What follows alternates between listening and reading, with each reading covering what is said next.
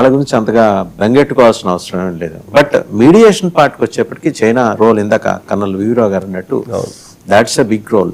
రావు గారు, ఉన్న పరిస్థితిలో ఇప్పుడు వెపన్స్కి సంబంధించి కూడా ఒక క్రంచి ఉన్నది. ట్రంప్ ఆయన అందుకనే ఒక $200 billion is seeking the permission of Congress ఒప్పుకోకపోవచ్చేమో.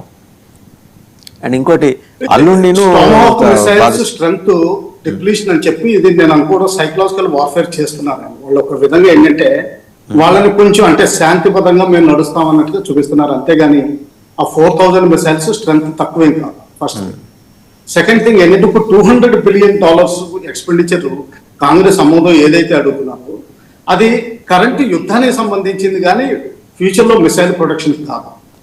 తర్వాత మూడోది మనం గమనించాల్సింది ఏంటంటే యుద్ధ సమయంలో ఈ ప్రైవేట్ కంపెనీస్ అన్నిటికీ ఎస్పెషల్లీ రేకాన్ ఏదైతే ఇది మ్యానుఫ్యాక్చర్ చేస్తుందో వాళ్ళకి ర్యాంప్ అప్ చేసే అంటే ప్రొడక్షన్ డబుల్ ట్రిపుల్ చేసే కెపాసిటీ విపరీతంగా ఉంటుంది. వాళ్ళు అసెంబ్లీ లైన్స్ ప్రొడక్షన్ పెంచుకుని వెంటనే మ్యానుఫ్యాక్చర్ చేసుకోగలరు. కాకపోతే ఏంటంటే వాళ్ళది డెప్త్ కూడా ఎక్కువ ఉంది కాబట్టి ప్రస్తుతానికి లాస్ట్ కొన్ని ఇయర్స్ లో వాళ్ళ ప్రొడక్షన్ తగ్గించింది. అంతకుముందున్న పాత రిజర్వ్స్ అన్ని యూక్రెయిన్ లో వాడేశారు. అక్కడ యూక్రెయిన్ గురించి డెప్యులేషన్ ఎక్కువైంది కానీ ఇరాన్ మీద ఎక్కువ వాడి డెప్యులేషన్ ఏమో అవ్వలేదు. సో అది మనం సీరియస్ గా తీసుకోవాల్సిన అవసరం లేదు. యుద్ధ సమయంలో ఇటువంటి వార్తలు కావాలని ఒక్కోసారి అంటే వదులుతూ ఉంటారు. అంటే వీక్నెస్ చూపిస్తారు, స్ట్రెంగ్త్ చూపిస్తూ ఉంటారు, అంటే ఎనిమిది కన్ఫ్యూజన్ స్టేట్ లో పెట్టడానికి. కానీ ఒకటి గుర్తుపెట్టుకోవాల్సింది ఏంటంటే యూరోపియన్ కంట్రీస్ ఏవి సపోర్ట్ లో రావట్లేదు. పేరుకి ఒక డిస్ట్రాయర్ ఒక సబ్మెరీన్ యూకే పంపించింది. ఫ్రెంచ్ ట్రూప్స్ కొంతమంది ఆల్రెడీ జలసంధిలో ఉన్నారు లోపల. కానీ మిగతా యూరోపియన్ యూనియన్ పెద్దగా ఇంట్రెస్ట్ ఏం చూపించట్లేదు.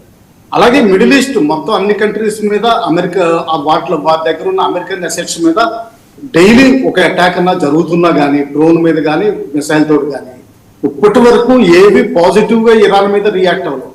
అంటే ఏంటంటే మనం ఇరాన్ తోటి ఉన్నట్టే లెక్క పెట్టుకోవచ్చు. సో ఈ విధంగా చూస్తే ఏంటంటే లాస్ట్ 2 years లో ఇరాన్ బాగా తయారు చేసుకుంది. వార్ సిమ్యులేషన్ మొత్తం వార్ గేమింగ్ ఇవన్నీ బాగా చేసుకుని తయారై ఉంది.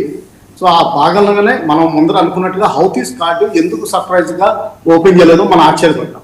అది కాదు, వాళ్ళు స్ట్రాటజిక్ గా ఎప్పుడైతే మెరీన్స్ 82 ఎయిర్ బాంబ్ ఫోర్స్ లేకపోతే ల్యాండింగ్ ట్రూప్స్ వస్తారో అప్పటి కోసం వెయిట్ చేస్తున్నారు. ఇప్పుడు మెల్లగా కార్డు ఓపెన్ చేస్తున్నారు.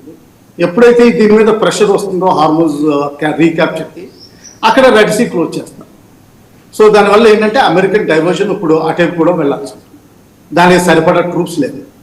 ఒకవేళ కషం ఐలాండ్ తీసుకున్నా కానీ ఏదైతే ఈ హార్మోజ్ జలసంధిని కంట్రోల్ చేస్తుందో దాని వెనుకనున్న బందర్ అబ్బాస్ పోర్టు తీసుకుంటేనే కానీ మొత్తం సక్సెస్ రాదు.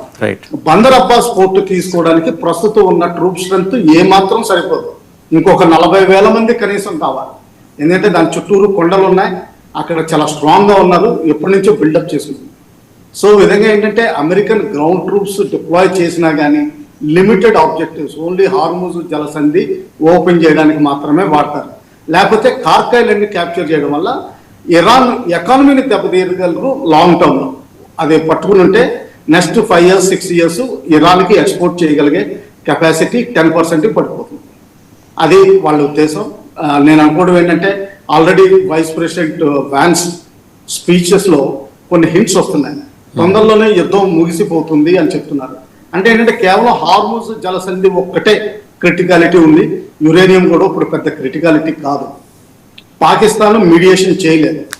సో దానివల్ల ఏంటంటే ఇరాన్ రాజనీతిని వాడి ఏదోటి 2-3 రోజుల్లో సడన్గా హార్మోజ్ జలసంధిని ఓపెన్ చేస్తున్నామని డిక్లేర్ చేసే అవకాశం ఉంది. దానివల్ల అమెరికాకి పెద్ద పంక్చర్ తగిలినట్టు ఉంటుంది.